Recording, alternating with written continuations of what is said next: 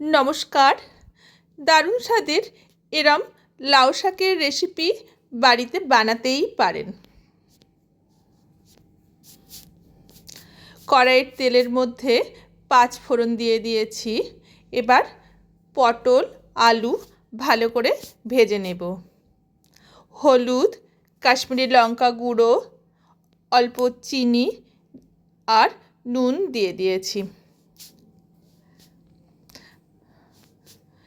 লাউ শাকের ডাঁটা দিয়ে দিলাম। ঢেকে রেখেছিলাম, হালকা সেদ্ধ হয়ে গেছে। এবার কেটে রাখা লাউ শাক দিয়ে দিলাম। অনেকটা নারকেল কোড়া দিয়ে ভালো করে কষিয়ে নেব। সেদ্ধ হয়ে গেছে।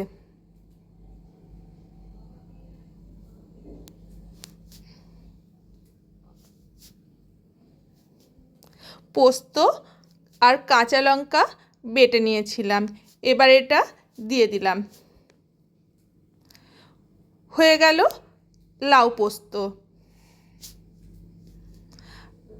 আপনারা সকলে ভালো সুস্থ থাকবেন। ভিডিওটি দেখার জন্য সকলকে ধন্যবাদ। নমস্কার।